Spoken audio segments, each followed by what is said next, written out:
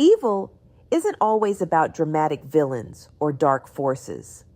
Sometimes it's as simple as refusing to grow or change for others. And that revelation completely transformed how I understand human nature. That's such an intriguing perspective. What led you to this realization? Well, I came across this fascinating work by Dr.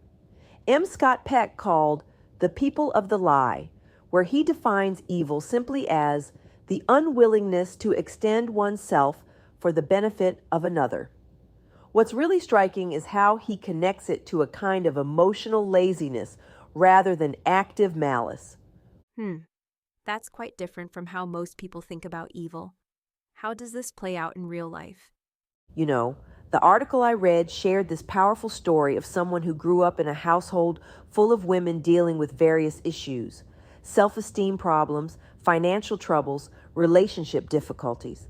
As the youngest, she couldn't find a single memory of feeling loved in her childhood.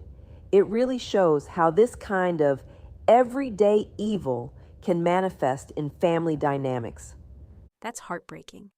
But it makes me wonder about the connection between this definition of evil and modern parenting styles. Well, that's exactly what Dr. Peck discusses.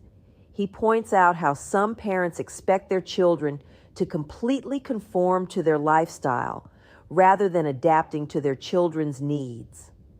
It becomes particularly evident around age 2 when children start asserting their independence. Suddenly, what was cute becomes challenging. So, what you're saying is that this unwillingness to extend oneself shows up in seemingly normal relationships? Exactly right. And here's what's fascinating.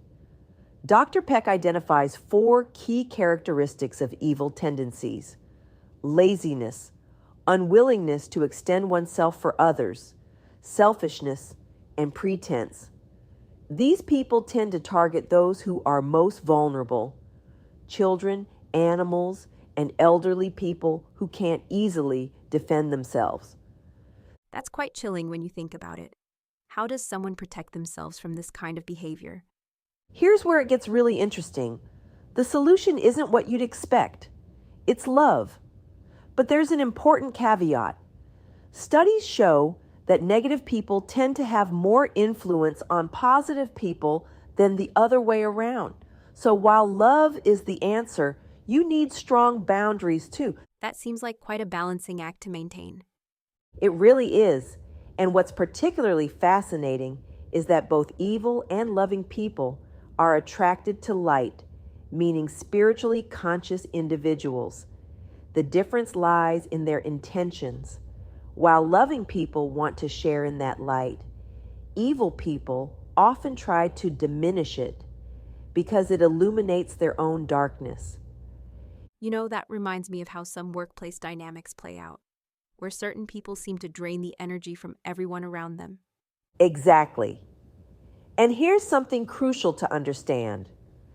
Not everyone with a negative attitude is necessarily evil.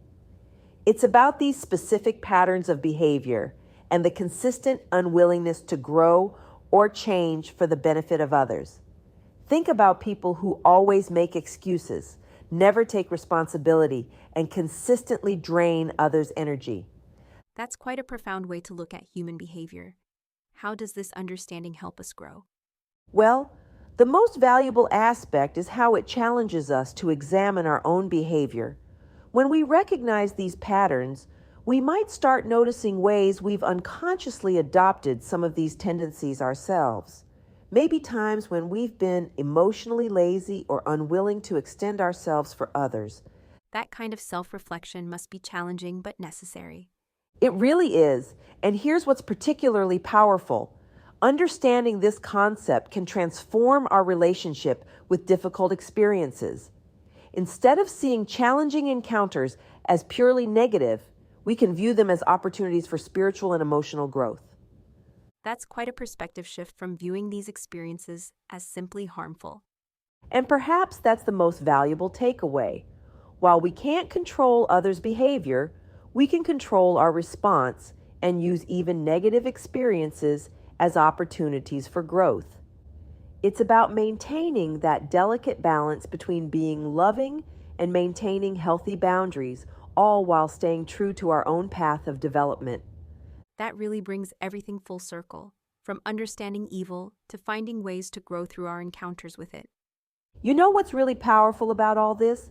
It challenges us to look beyond simple definitions of good and evil to understand the complex patterns that shape our relationships and personal growth. It's not about judgment, but about awareness and conscious choice in how we interact with others and ourselves.